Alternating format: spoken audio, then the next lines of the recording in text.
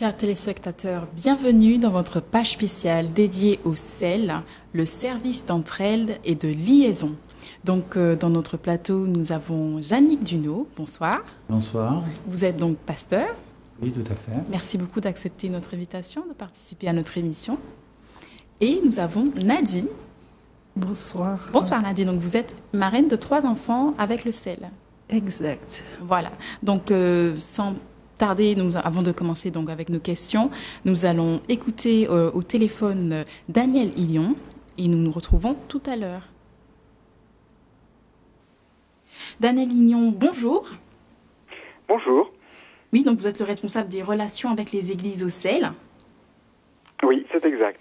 Voilà, alors nous allons parler donc de la journée du 18 mars. J'aimerais savoir quel est l'intérêt pour chaque église, n'en serait-ce qu'en Martinique, de se mobiliser pour cette journée.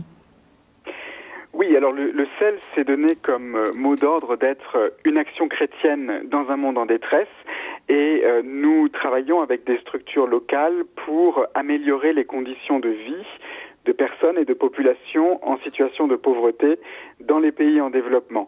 Et nous croyons que la Bible a des choses à nous dire sur notre responsabilité d'agir face à la pauvreté et qui peuvent avoir des applications pour les chrétiens et pour les églises aujourd'hui. Et c'est pour ça que le CEL propose chaque année aux églises de prendre un dimanche autour d'une thématique en lien avec les questions de pauvreté. Et c'est une manière de faire une place pour les personnes qui vivent dans la pauvreté au sein de l'Église, ne serait-ce qu'une fois par an, faire une place pour les personnes qui vivent à l'autre bout du monde et qui sont dans la pauvreté et pour lesquelles nous pouvons faire quelque chose. Et donc, l'intérêt pour les Églises, c'est de s'arrêter un peu et de se dire qu'est-ce que la Bible a à nous dire sur les questions de pauvreté qu'on peut appliquer aujourd'hui. Quelle est ma responsabilité face à la pauvreté et c'est bien que ces questions qui peuvent être traitées à la lumière de la Bible aient aussi une place dans l'enseignement et dans les rencontres des églises locales. D'accord. Donc effectivement, agir face à la pauvreté. Par rapport à cette journée, chaque chrétien, aussi bien pasteur, prédicateur, je dirais, ou même les membres de l'école du dimanche, ont une possibilité d'agir, je dirais. Est-ce que vous pouvez nous donner un peu plus de détails concernant le programme ? Oui, alors à chaque fois, chaque année, pour la journée du sel, ce que nous faisons, c'est que nous produisons du matériel qui peut être utilisé par les églises et ce matériel donne des idées. Chaque église a ensuite à piocher dans ses idées. Il n'y a pas d'obligation de prendre tout le matériel et de suivre quelque chose de très compliqué où on devrait absolument tout faire, mais c'est plutôt comme une boîte à outils dans laquelle chaque église et chaque responsable d'église peut prendre les éléments qui lui semblent les plus pertinents pour son contexte et ensuite organiser la journée du sel selon son format, selon le format de l'église en question. Et alors, pour cela, ce que nous avons préparé, c'est à la fois du matériel de réflexion autour d'un thème. Cette année, le thème, c'est « Faire le bien et bien le faire ». Donc, il y a un texte de réflexion sur ce sujet, avec ensuite un canevas de discussion qui peut être utilisé, par exemple, dans un groupe de maison.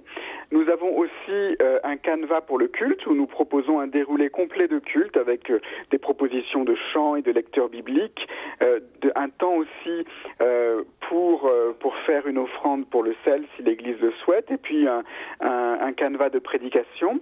Nous avons aussi préparé du matériel pour les enfants qui peut être utilisé dans un culte d'enfants, une classe d'école du dimanche. Et à chaque fois aussi, nous souhaitons coupler le thème de la journée du sel avec une possibilité d'action concrète. Et cette année, nous avons décidé de mettre en avant le thème de la sécurité alimentaire, qui est un sujet particulièrement important pour nombre de nos partenaires qui ont à faire face au fait que beaucoup de paysans ont du mal à vivre du fruit de leur labeur, doivent faire avec des sols dégradés qui empêchent une agriculture productive ou font face à des enfants qui souffrent de malnutrition. Et c'est pour cela que cette année, nous proposons aux églises qui le souhaitent de soutenir des actions dans le domaine de la sécurité alimentaire qui peuvent être soit des projets de développement agricole, soit des projets d'aide alimentaire, principalement destinés à des enfants, voire à des bébés ou à des jeunes. D'accord. Eh bien, faire le bien et bien le faire, je crois que c'est ce que nous devons retenir et pour chaque église que nous puissions nous mobiliser. Merci beaucoup, Daniel Lignon, pour votre temps.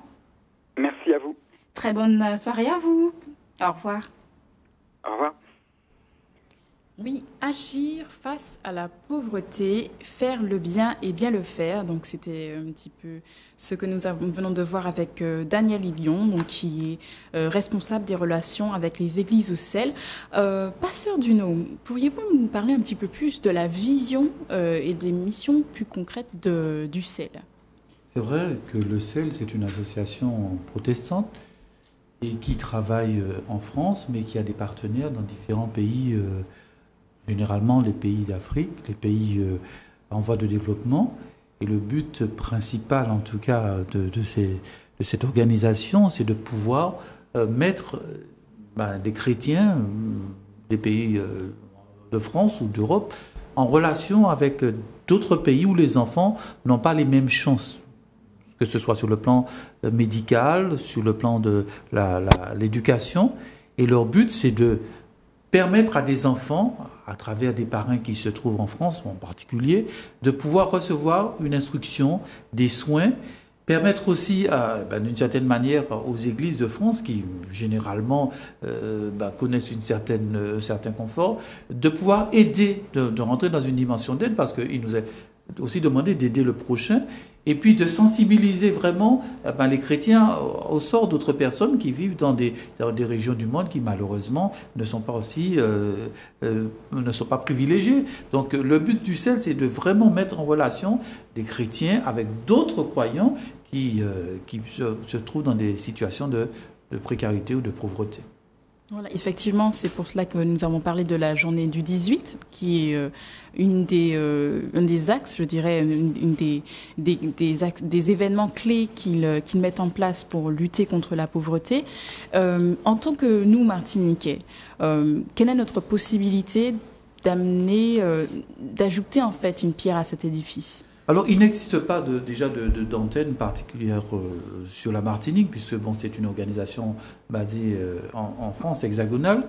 Mais moi-même ayant été parrain dans le passé, quand j'étais étudiant à l'époque en France, mais je crois qu'il est bon pour les Martiniquais de connaître, de savoir qu'autour d'eux, ils ne sont pas le centre du monde. Il y a des enfants que l'on peut aider, et on en parlera tout à l'heure concernant le parrainage.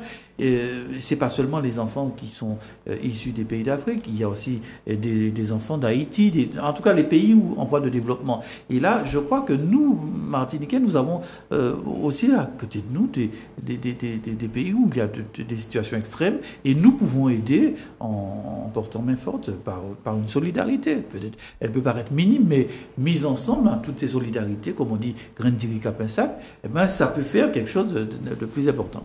Oui, effectivement. Donc, on a notamment le parrainage. C'est d'ailleurs pour cela que nous avons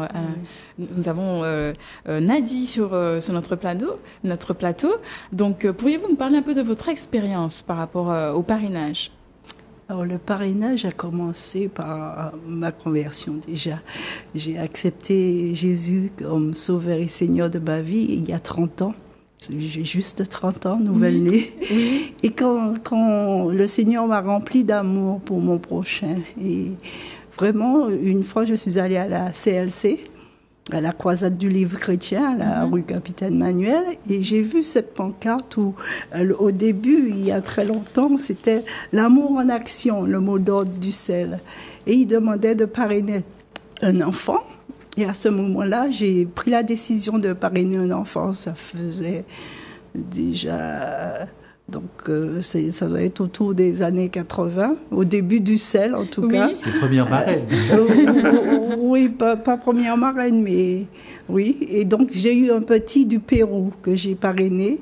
Il s'agissait donner un soutien pour qu'ils soient scolarisés dans un centre relié à une église, bien sûr, qui apporte à ces enfants, mais ces enfants qui sont accueillis ne sont pas forcément des enfants de chrétiens. Ce sont vraiment, on est sensible à sortir l'enfant de la pauvreté. Voilà.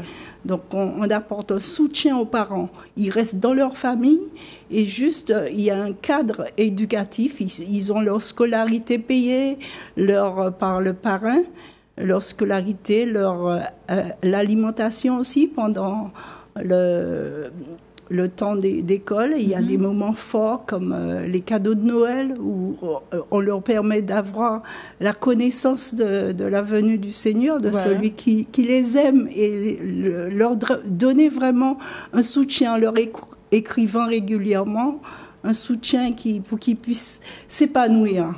Et en même temps, aider la famille à vraiment porter cet enfant pour son éducation au niveau matériel, subvenir aux besoins de cet enfant. Donc j'ai eu le premier filleul, Pedro au Pérou, et actuellement j'ai encore deux autres que j'ai pris par la suite. Donc en fait, vous avez beaucoup d'amour à partager. Beaucoup.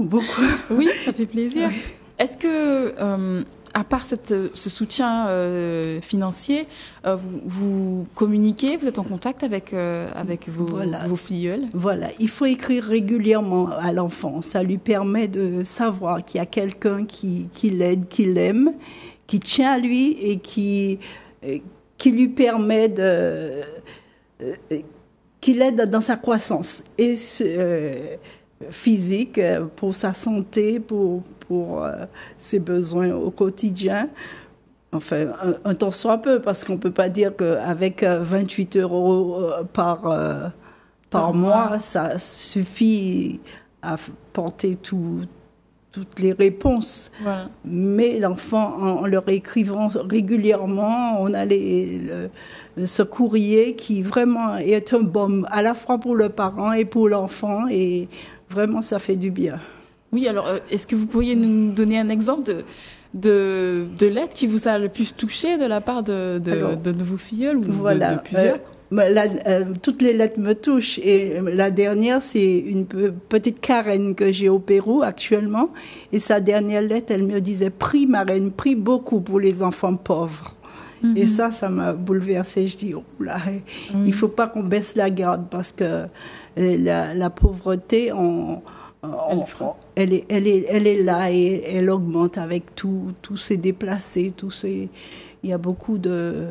Oui, effectivement, comme on le voit de plus en plus, effectivement, c'est pas uniquement en Afrique qu'il y a la pauvreté. Donc, pasteur Duno, vous étiez vous-même parrain, comme vous lui disiez. Oui. Est-ce que vous avez un souvenir qui vous a le plus marqué, je dirais, par rapport à votre filleul? Alors déjà, un souvenir, oui, parce que je me rappelle qu'on m'avait envoyé une photo de ce petit garçon qui s'appelait Jean Damascène. Il était du Rwanda, donc on connaît l'histoire du Rwanda avec les Hutus et les Tutsis, avec la guerre très meurtrière, fratricide.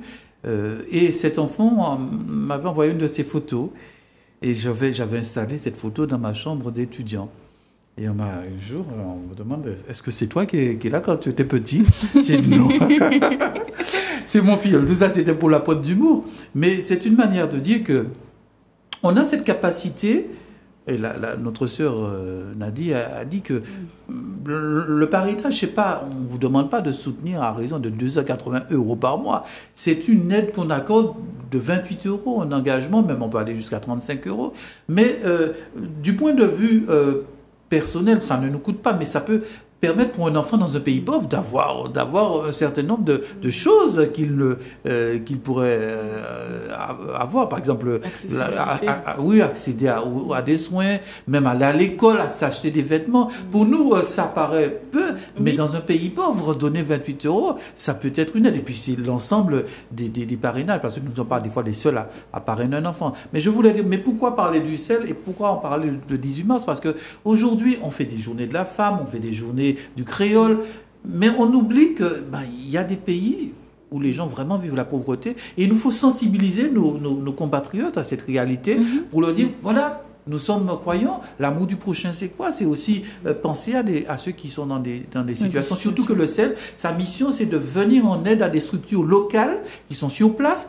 Ils n'envoient pas de missionnaires, mais ils sont là pour aider des structures locales par des financements à aller plus loin dans le développement de certains projets comme réaliser des puits ou d'autres projets immobiliers. Mais c'est une manière pour nous, même avec le peu qu'on donne, de participer à une sorte de mutualisation pour aider des projets dans des pays qui nous semblent éloignés, mais on fait une bonne action. Et puis pour terminer par rapport à la question, je crois aussi que quand j'ai eu ce filleul, ça m'a permis de voir que avec peu, on peut aider quelqu'un. On n'a pas besoin de faire de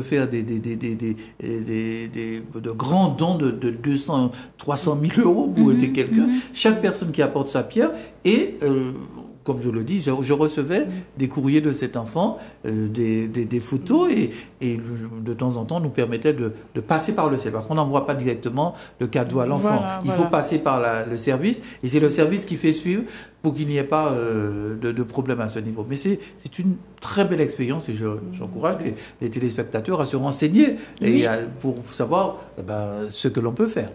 Oui, alors pour revenir vers vous, Nadi, à nos téléspectateurs qui nous regardent, justement pour cette très belle action, qu'est-ce que vous pourriez leur suggérer pour quelles raisons en fait vous leur suggérez de participer, d'être marin ou parraine?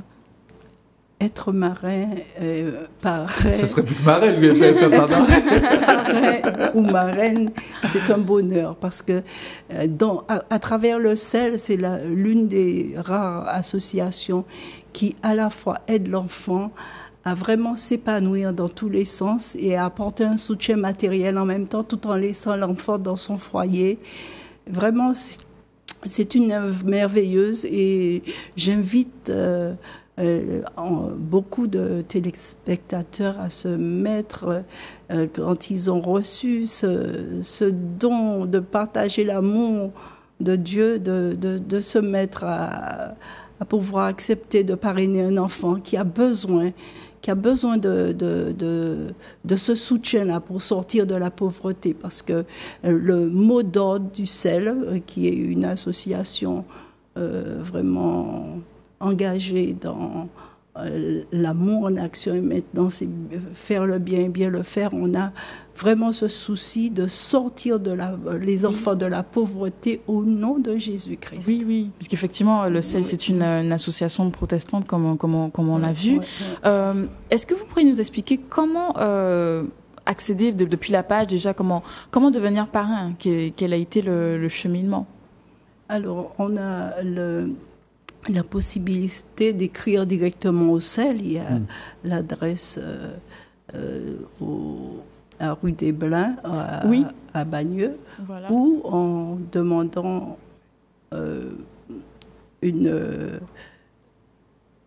on a des feuilles aussi d'engagement que les parrains peuvent aussi proposer à ceux qui, dans mon église, j'en propose à ceux que je pense être intéressés par le parrainage. Mais ils peuvent toujours aller sur le site internet, demander trouver. Il y a c'est bien structuré le site internet, donc cel.org, et on peut faire la demande de parrainage en ligne aussi. Voilà, effectivement, c'est très simple comme procédure, effectivement. Donc on reçoit un courrier donc pour avoir déjà l'autorisation d'avoir un prélèvement et puis ensuite on nous explique très simplement le procédé, comment déjà commencer à écrire à son filleul et comment les prélèvements vont se passer, etc. Donc personnellement j'ai déjà eu des contacts avec donc les bénévoles, hein, puisqu'en fait c'est une association. Et le contact est très agréable. Si on a une question quelconque, il y a toujours du monde pour nous répondre. Donc en fait, on a parlé donc de la journée du 18, puisqu'en fait c'est une journée qui se déroule tous les ans, la journée du CEL, qui se déroule tous les ans. On a parlé aussi du parrainage, mais Pasteur Duno, effectivement, on a d'autres axes, je dirais, d'autres actions du CEL, notamment le bénévolat. Effectivement, tout le monde ne semble pas avoir la possibilité de donner 28 ou 35 euros par mois. Mais d'une façon ou d'une autre, on peut contribuer. Tout à fait. Je voudrais juste, avant de répondre à votre question, préciser que les dons qui sont faits au CEL sont déductibles d'impôts. Donc chaque année, on reçoit à la fin de l'année un reçu fiscal qui nous permet d'une certaine manière de déduire les sommes que nous avons données aux impôts, en tout cas pour recevoir une déduction sur les impôts. Donc c'est déductible d'impôts. Oui. C'est une bonne chose. Mm-hmm. Et puis par rapport à ce que vous dites, c'est quand même important. Bon, pour nous en Martinique, ce serait difficile de devenir bénévole parce que le siège se trouve à Bagneux, mais certaines personnes peuvent éventuellement donner de leur temps, pouvoir aider. Mais il y a quand même des salariés au sein du CEL. C'est une association, mais quand même, une association ne peut pas fonctionner qu'avec des bénévoles. Il y a quand même des permanents, mais c'est important que, comme pour les associations martiniques, on n'est pas là pour faire... on est là pour parler du CEL, mais on sait qu'en Martinique, il y a aussi des associations. Si on veut aider... Il y a quand même des associations où on peut donner de son temps, un peu de son temps. Et là, je dis, bon, pour le CEL, ce sera difficile. Mais chez nous, plus près de nous, c'est pas la même vision. Parce que là, le CEL travaille auprès des populations dans la pauvreté. Alors on va se dire, mais avant d'aller aider le CEL, les gens me dire ça, hein. Avant d'aller aider en France, il faudrait nous commencer par les Bocaïo. Mais la mission n'est pas la même. Et si les gens veulent vraiment les Bocaïo, il y a des associations comme la CEAT, des associations qui travaillent parmi les personnes qui sont victimes d'addiction. Donc il y a diverses possibilités en Martinique de pouvoir aider, d'être des bénévoles. Donc si on ne peut pas le faire au CEL, on peut le faire aussi avec des associations comme la CEAT qui a son siège à Rivière-Salée et qui travaille parmi les toxicomanes et les personnes exclues, les personnes en situation d'addiction. Voilà, donc effectivement c'est une cause différente, mais parler effectivement du bénévolat, ça peut toucher tout type de personnes, puisqu'on se rend compte que notre monde a besoin de Christ. C'est d'ailleurs pour ça que Nadi disait que certains des enfants ne sont pas élevés dans une famille chrétienne, mais de façon par rapport à ce soutien financier, les cartes les lettres qu'ils envoient, il y a aussi cette façon d'évangéliser en fait, de parler de Dieu à ces enfants. Qu'est-ce qu'on pourrait dire en fait à nos églises qui pour la plupart peuvent organiser du coup peuvent organiser la journée du 18. Est-ce qu'on pourrait pas peut-être organiser un parrainage groupé pour certains enfants? Oui. Le parrainage groupé, ça existe justement. Oui. Il y a des groupes qui se réunissent pour faire un parrainage groupé. Tel groupe de l'Église parraine un enfant en Haïti. Oui, c'est possible de le faire en groupe aussi. C'est vrai qu'il y a cette possibilité-là au niveau collectif. Mais là, je pense que déjà dans un premier temps, parler de la journée du 18, c'est de dire à nos frères et sœurs ici que il y a des associations qui travaillent auprès des populations, des associations protestantes qui travaillent auprès des populations en grande précarité et que même si nous ne pouvons pas forcément participer déjà financièrement cette année ou bien même parrainer, mais nous pouvons nous intéresser à ce qui se fait en dehors de chez nous, parce que des fois nous sommes comme dirait la chanson hélas Martinique, nous petits, des fois on voit tout en petit. Il faut s'ouvrir au monde, il faut savoir que on peut aussi sans forcément se déplacer, traverser les mers, on peut aider quelqu'un. Et dans ce sens, je pense que la journée du CEL du 18 permettra aux gens d'aller voir sur Internet l'action qui est faite, et puis l'année prochaine, organiser, peut-être dans leur église, une journée pour sensibiliser leurs frères et sœurs à cette réalité. Oui, donc effectivement, pour revenir au niveau de la journée du 18, il y a donc sur le site internet même des ressources totalement préparé par le site, aussi bien pour les prédications que pour l'école du dimanche, que pour des groupes de prière ou des groupes d'études. Donc, chers téléspectateurs, vous avez tout à votre disposition sur Internet en vous rendant sur le site Internet, donc cel.org. N'hésitez pas vraiment à vous y rendre. Et pour ceux qui veulent aller plus loin, donc vous avez la possibilité donc de parrainer aussi bien un ou deux enfants, comme l'a fait Nadie, qui a ce cœur grand ouvert pour eux, vraiment. Avez-vous un mot de fin avant que nous terminions? Oui, il faut écrire souvent aux filleuls. Et j'ai fait mes lettres hier encore. Et vraiment, ça leur fait du bien. Et ils ont besoin de ce soutien. Il faut donner de façon pécuniaire, mais aussi ce partage par les lettres, c'est fondamental pour eux. Ils sont très heureux et ça les aide avec les témoignages que vous verrez sur le site des enfants parrainés qui parrainent à leur tour des enfants parce qu'ils ont été aidés et ils ont ce goût et cette envie d'aider à leur tour les autres. Et ça, c'est merveilleux. Je voudrais aussi dire, terminer, qu'il y a cette possibilité aussi d'aller voir ses filleuls. Mais bon, ça c'est... oui, il y a cette possibilité. Oui.